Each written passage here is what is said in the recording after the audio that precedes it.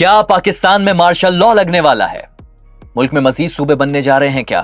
اور کیا واقعی ملک کا موجودہ سیاسی نظام اپنی آخری سانسیں لے رہا ہے؟ پاکستان کی سیاست میں شاید پہلی بار ایسا ہوا ہے کہ کسی وزیر داخلہ نے خود مان لیا کہ موجودہ نظام ناکام ہو چکا ہے۔ یہ سسٹم جس کے اندر ہم رہ رہے ہیں یہ کولیپس کر چکا ہے، آپ مانے نہ مانے۔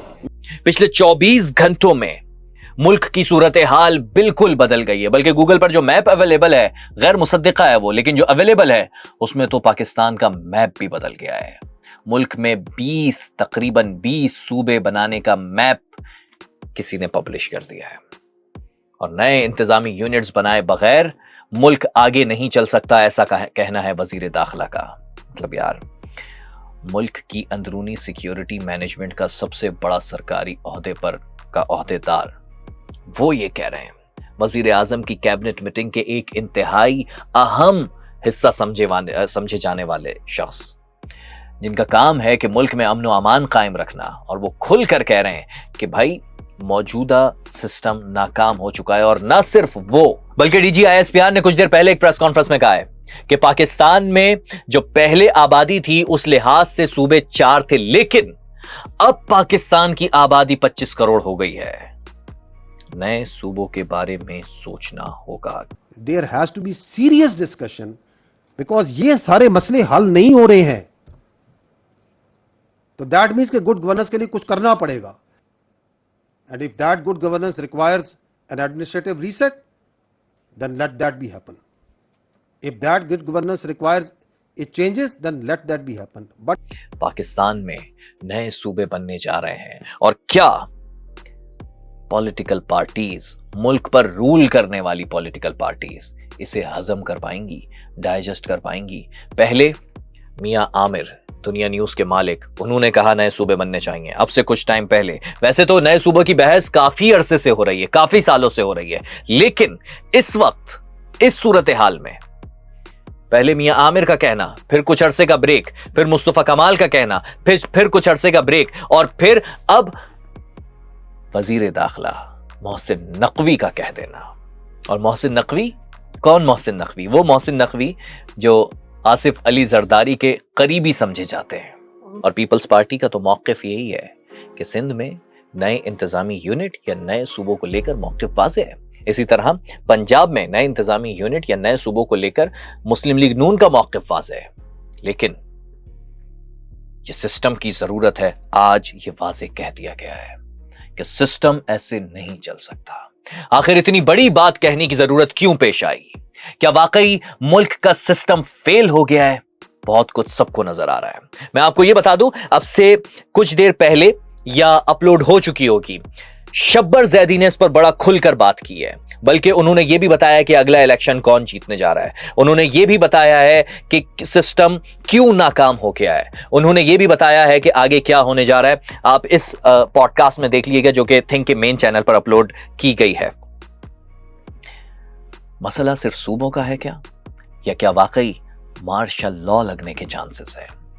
یا اصل معاملہ کچھ اور ہی ہے؟ آخر چل کیا رہا ہے؟ ملکی سیاست میں اس وقت پوری کہانی سناتے ہیں آپ کو، لیکن اس سے پہلے آپ کو یہ واضح کر دوں کہ آپ اس وقت دیکھ رہے ہیں تھنک کا وہ چینل جو کہ ہم نے اب سے 2 مہینے پہلے بنایا تھا۔ الحمدللہ اس پر آپ لوگوں نے ہمیں بڑی تیزی سے سبسکرائب کیا، اس کے سبسکرائبرز بھی بڑی تیزی سے بڑھ رہے ہیں، اور آپ جب ہمیں سبسکرائب کرتے ہیں تو ہمارا حوصلہ بڑھتا ہے۔ لہٰذا ہمیں سبسکرائب اسی طریقے سے کرتے رہیے جیسے آپ نے تھنک کے مین چینل پر سپورٹ کیا تھا، اور تھنک کے مین چینل کو صرف 2 مہینے میں سلور بٹن دلوایا، اور اب تھنک کا مین چینل 3 لاکھ سبسکرائبرز کراس کر گیا۔ اسی طریقے سے ہمارے کرائم کے چینل کو سپورٹ کیجیے، ہمارے پوڈ کاسٹ کے چینل کو بھی سپورٹ کیجیے۔ کہانی آگے بڑھاتے ہیں۔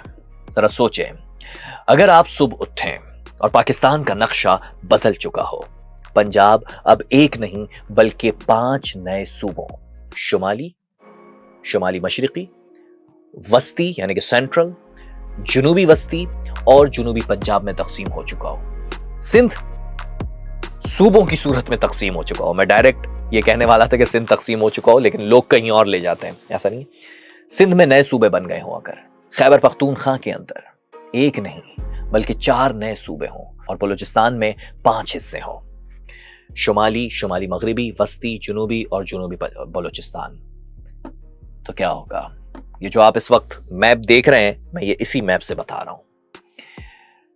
क्या मुल्क के हालात बदल जाएंगे या फिर सिर्फ वजीर आला और गवर्नर्स की तादाद बढ़ जाएगी? क्योंकि पहली बार ऐसा हुआ है कि जिनके हाथ में निजाम है उन्होंने ही हाथ खड़े कर दिए हैं।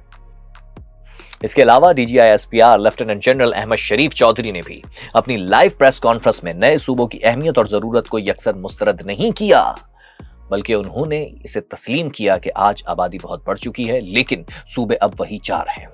इसीलिए हमें इस मामले पर संजीदगी से सोचना होगा। हमें गुड गवर्नेंस के लिए कोई बड़ी तब्दीली या नए यूनिट्स बनाने की जरूरत है।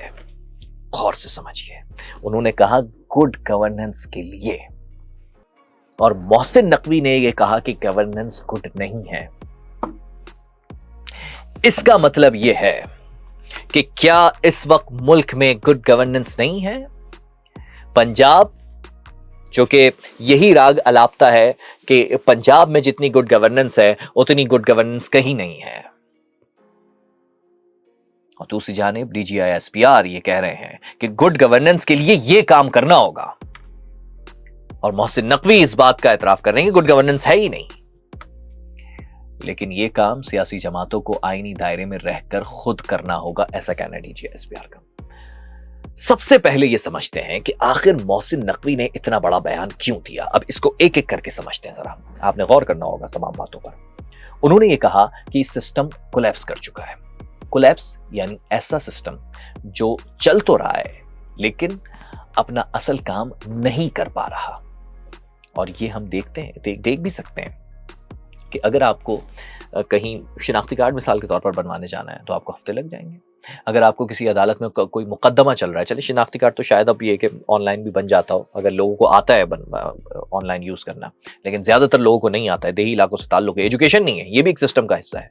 आपने हमारी जो लिटरेसी रेट है वो बढ़ ही नहीं रहा है, वो बढ़ ही नहीं रहा है, ये भी एक सिस्टम का हिस्सा है जो कि कोलैप्स कर रहा है। आपका कोई अदालत में केस चल रहा है, मुकदमा, और चले जा रहा है, बास केसेस साल नहीं दहाइयों तक खत्म नहीं होते। अगर अभी मैं कुछ दिनों पहले पढ़ रहा था कि कोई ऐसा भी कोई छोटा मुकदमा था जिसमें किसी शख्स को, मैं इसकी तफसील जरूर बताऊंगा और शायद थिंक क्राइम पर इसकी वीडियो भी बनवाऊं, कि एक शख्स को, मैं श्योर नहीं हूं कि कहानी यही है कि नहीं, इससे कुछ मुख्तलिफ हो सकती है, लेकिन मैं आपको इसका एक मुकम्मल वो बता रहा हूं, खुलासा बता रहा हूं। एक शख्स जो कि एक छोटे से मुकदमे में कैद था, 27 साल तक उसकी अगली पेशी ही नहीं हुई। 27 साल यार, 27 साल उसने अगली पेशी के इंतजार में गुजार दिए हवालात में। तो एक तरह से तो उसको उम्र कैद की सजा मिल गई, अगर वो किसी छोटा मुकदमा, कोई चोरी के मुकदमे में था तो। बहरहाल, अगर किसी छोटे शहर में आप बड़ा अस्पताल ना हो तो मरीज को सैकड़ों किलोमीटर दूर जाना पड़ता है दूसरे शहर। यानी पाकिस्तान का सबसे बड़ा मसला गवर्नेंस, यानी सिस्टम चलाने का तरीका। और ये वो लफ्ज है जो हम सब रोज सुनते हैं लेकिन समझते कम है, हमें समझ नहीं आता कि क्या है ये गवर्नेंस। अब एक मिसाल से समझते हैं इसको। फर्ज करें एक स्कूल में 500 बच्चे हैं, एक प्रिंसिपल है और सिर्फ 2 टीचर्स हैं वहां पर, तो क्या वो स्कूल सही तरीके से चल सकता है? 500 बच्चे हैं, एक प्रिंसिपल, 2 टीचर्स, नहीं ना। अब इसी स्कूल में 5000 बच्चे कर दिए जाएं, लेकिन टीचर वही एक, प्रिंसिपल वही एक और टीचर 2, तो क्या होगा? ऑब्वियसली सिस्टम बैठ जाएगा।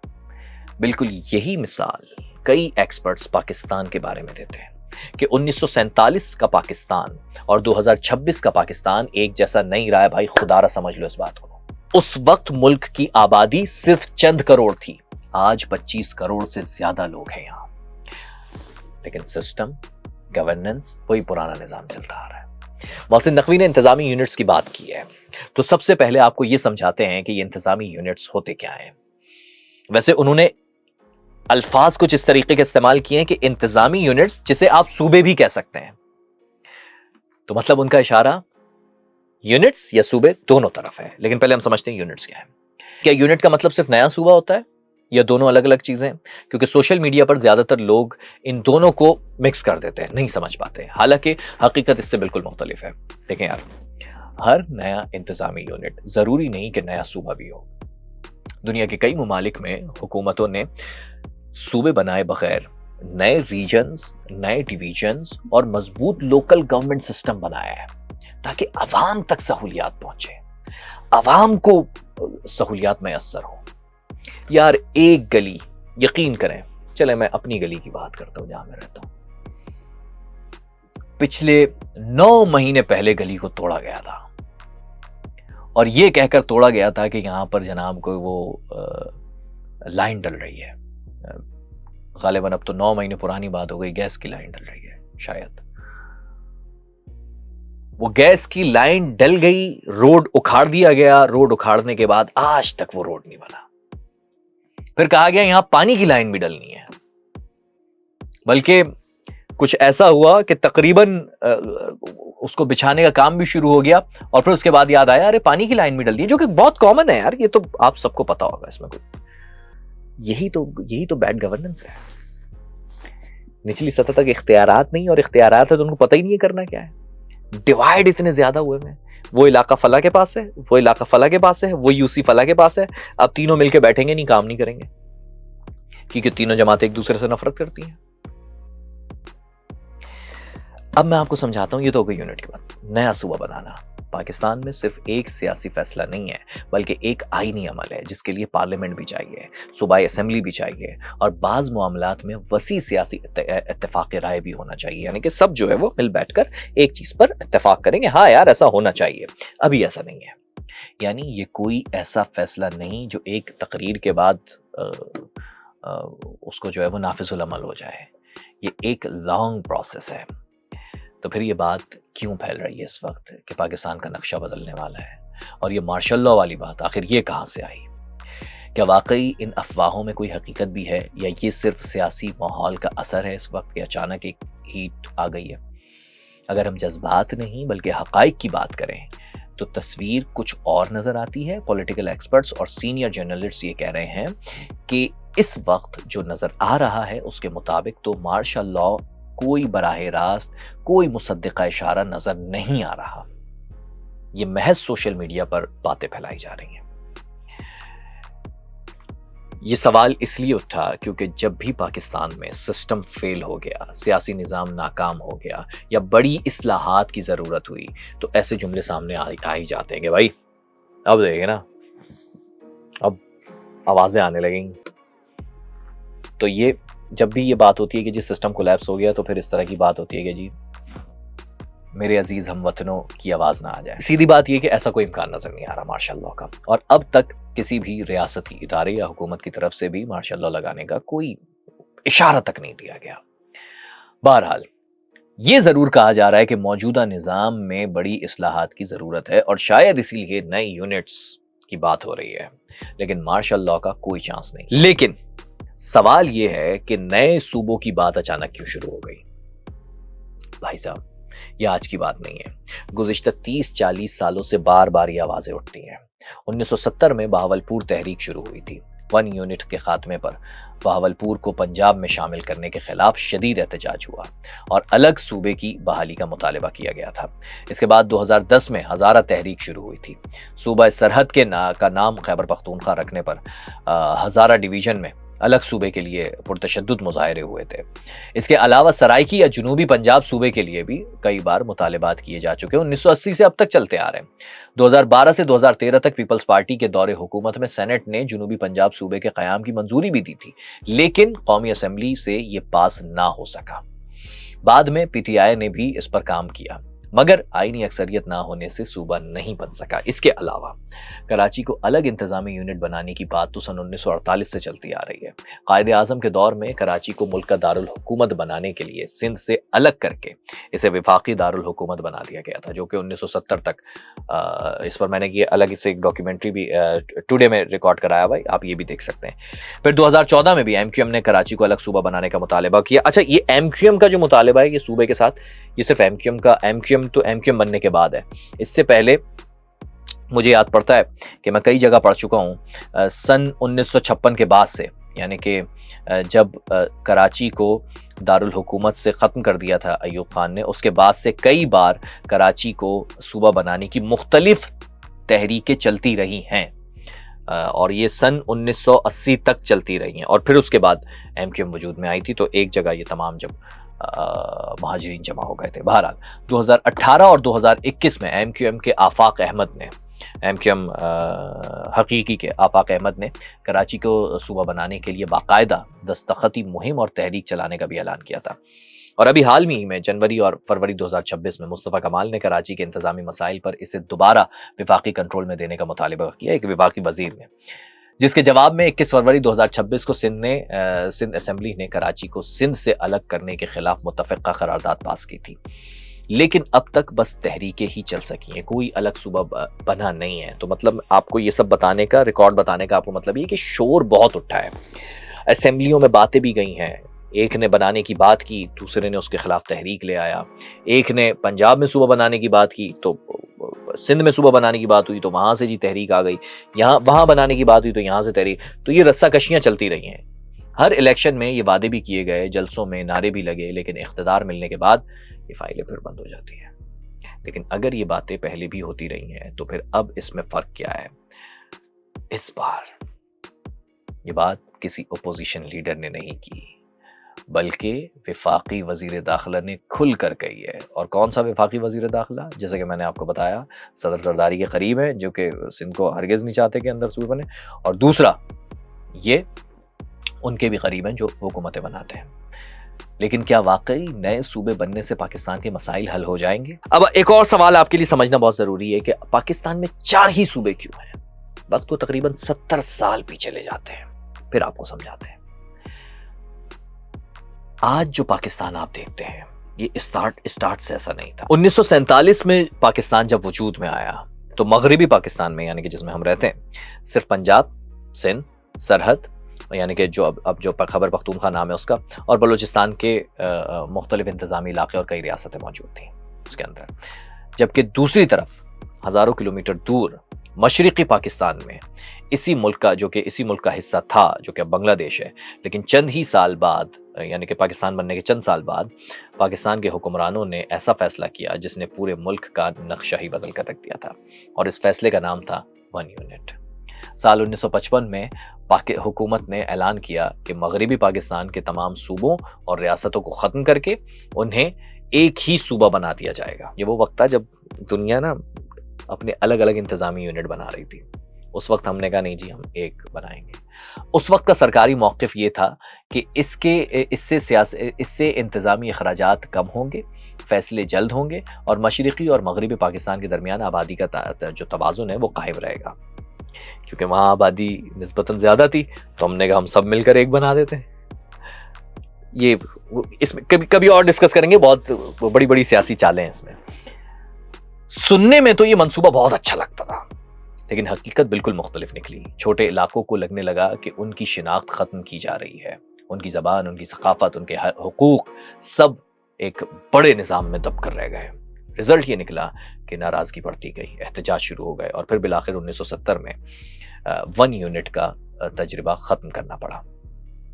4 صوبوں کو دوبارہ بحال کر دیا گیا. یعنی پاکستان خود اپنی تاریخ میں ایک بار صوبے ختم کر چکا ہے. یہ میں آپ کو سمجھانا چاہ رہا ہوں. 1 یونٹ ختم کیا جا چکا ہے، اور صوبے بھی ختم کیے کر کے 1 یونٹ بنایا گیا، اور پھر 1 یونٹ واپس ختم کر کے صوبے بحال کیے گئے. پہلے 1 یونٹ کر دیا گیا تھا، اور اب جو بات ہوئی ہے وہ انتظامی یونٹ بنانے کی بات ہوئی ہے، الگ الگ بڑھانے کی. ان دونوں میں فرق کیا ہے؟ سن 1955 میں حکومت صوبے کم کرنا چاہتی تھی، اور 2026 میں بات صوبے بڑھانے کی ہو رہی ہے. یہ دونوں فیصلے ایک دوسرے کے بالکل الٹ ہیں، بالکل برعکس ہیں. تو اس کو ہرگز مکس نہیں کیجیے گا. لیکن مقصد دونوں کو تقریباً ایک ہی بتایا جا رہا ہے: بہتر انتظامیہ. لیکن اگر اس کو ہم واقعی ذرا اینک اتار کے ذرا غور سے دیکھیں تو اس وقت جو بہتر انتظامیہ تھی وہ ایکچولی مشرقی پاکستان کے خود کو برابر کھڑا کرنا تھا، کہ اتنی بڑی آبادی شو کرنا تھا کہ ان کے برابر ایک آبادی آ جائے، اور کہ ہم اپنے آپ کو برتر رکھ سکیں. خیر ابھی کا چیپٹر نہیں ہے، وہ کبھی اور ڈسکس کریں گے. اب اس بات کو سمجھیے کہ دنیا میں صرف پاکستان میں ہی صوبے یا اسٹیٹس نہیں بنی میرے بھائی، مختلف ممالک میں ایسا ہوتا رہا ہے. کیسے؟ کیا جن ممالک میں نئے صوبے یا نئی ریاستیں بنائیں وہ واقعی ترقی کر گئے؟ یہ سمجھنا ضروری ہے. یا صرف نقشہ بدل گیا اور وسائل وہیں کے وہیں رہے؟ ایسا ہوا؟ یہ جاننے کے لیے پاکستان سے باہر دیکھتے ہیں ذرا. اور شاید وہیں سے ہمیں پاکستان کے مستقبل کا بھی اندازہ ہو سکے، کیونکہ آبویسلی جب انسان کوئی چیز امپلیمنٹ کرنے جا رہا ہوتا ہے تو پہلے ذرا دیکھتا ہے کہ یار باقی لوگوں نے کیا کیا ہے، میں ذرا کسی سے انسپریشن تو لے لوں کہ یہ جو میں کام کرنے جا رہا ہوں کہ جو باقی لوگوں نے کیا ہے اس کا فائدہ بھی ہوا ہے، یا صرف ہم نقشے پہ خود کو چینج کریں گے اور ایسا کوئی فائدہ ہوگا نہیں، خواہ شور شرابہ ہوگا، ہائے ہائے توڑ دیا، ہائے ہائے توڑ دیا۔ حالانکہ بات توڑنے کی نہیں ہو رہی ہے، بات ترقی کی ہو رہی ہے۔ چلتے ہیں ہمارے پڑوسی ملک بھارت میں پہلے، کیونکہ پاکستان میں جب بھی نئے صوبے کی بات ہوتی ہے اکثر ایک مثال ضرور دی جاتی ہے، بھارت کو دیکھیں۔